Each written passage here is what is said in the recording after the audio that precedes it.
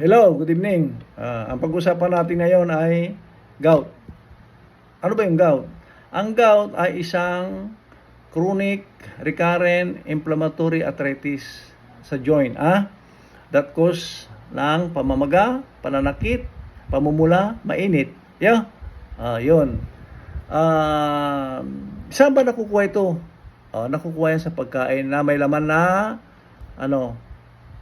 pagkain at iniinom na may laman na glutamate, glutamine or purine. Lahat yan ay non-essential amino acid. Nagpo-produce sila ng uric acid at saka it triggers inflammation. Example ko, ang glutamate. Ang glutamate ay natatagpuan yan sa mga fermented na foods, gaya ng barley. Sa beer yun, sa beer, barley or wheat, ganon. Lahat ng sugar, pwede yun. Pag pinerment mo yan, nagpo-produce ng glutamate. Ang glutamate kasi is amino acid, like low density amino acid yun. Yun, beer, bitchin, nakukuha yan. Yung magic sarap, nor, sinampalukan, yung bagoong, patis, malalang sauce, soy sauce, yung yung pitsa, yung gluten, nakukuha rin din doon, meron din yun. Ayun ang mga contents ng glutamate. Kaya sa Chinese, mayroon tinatawag na Chinese restaurant syndrome. Kasi pag kumain ka doon sa restaurant, may sabaw, may glutamate yun, sodium glutamate yun.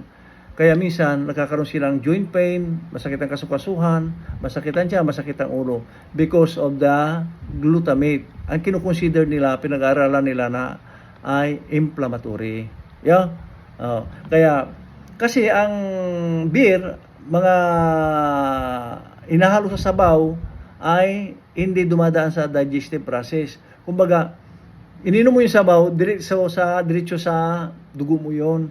Pag nagdiretso sa dugo mo, magre-release ngayon, matitriggers ngayon yung mediators of inflammation mo. Kaya magre-release ka ng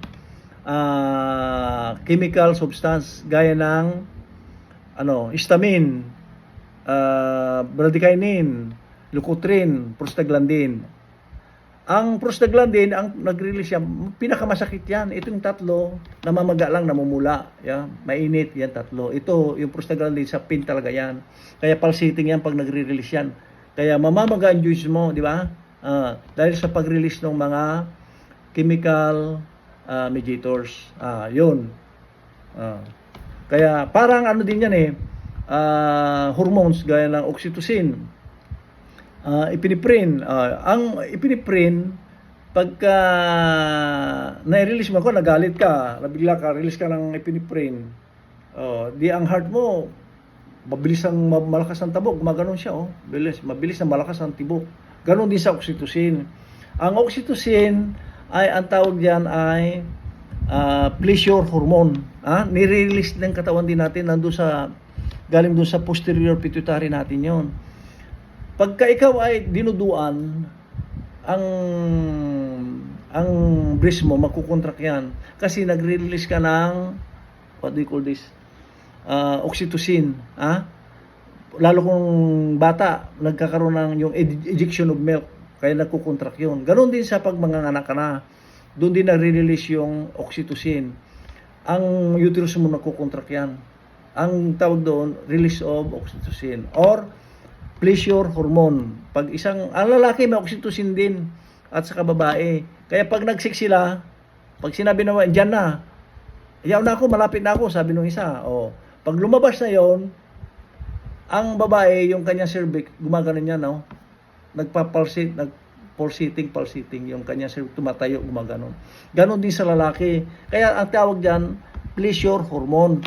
Parehas ng glutamate. Ang glutamate, it triggers the mediators of inflammation. Kaya namumula, namamaga. Punta tayo doon sa glutamate at saka purine. Itong purine at saka glutamate nagre-release din ay may end product nila is uric acid. Pero doon sa nitrogenous group, ang purine sa hydroxyl group or nitrogenous base, ang purine ay i-transport na fuel gaya ng fat saka or lipid at saka glucose para maging energy gaya ng from adenine arginine. Kaya pag kumain ka ng lahat ito, pag kumain ka ng mga seafoods na walang kaliskis, doon mo matatagpuan yung purine at saka glutamine. Kaya pag sinabawan mo yan, ang sabaw nagpupunta sa, yung glutamine nagpupunta sa sabaw. Kaya pag uminom ka ng sabaw, diretso sa dugo mo, hindi na dadaan sa digestive process mo. Kaya mabilis yung epekto. Pero kung inihaw mo siya o pinirito mo siya, kinain mo, dadaan sa digestive process yun. At saka metabolic process. Dadaan dyan sa, may enzyme dyan. Mayroon tinatawag na enzyme, coenzyme, converting enzyme, tatlo. Ganun din sa tiyan. Pagdating sa liver mo, sa metabolic process, maraming enzyme din dyan na pwedeng makonvert yung uric acid mo into hydroxyl group. Kunwari, ang uric acid mo 100%, 70% lang ang ma-absorb pag na-digest mo yon. Tapos another pa na sa atay mo, pwede pang bumaba. Ilalabas mo rin sa ihi mo yung uric acid. Pero kung ang mahilig ka sa sabaw talaga, tataas yung uric acid mo, magkakaroon ka ng hyperuricemia, magkakaroon ka ng yung tinatawag na tupay. Yung tupay ay yun yung uric acid crystal na dideposit sa joints natin. Sa joints natin, ganito. Sa akin, meron ako. Kaya lahat kayo na may kaparehas kung mayroong gout, walang gamot kasi ito eh. Kontrolin lang natin sa pagkain. Huwag tayong kakain na sabaw na may uric acid. Yun lang ang gagawin natin. Iwasan lang natin yung pagkain na mataas ang uric acid. Yun lang.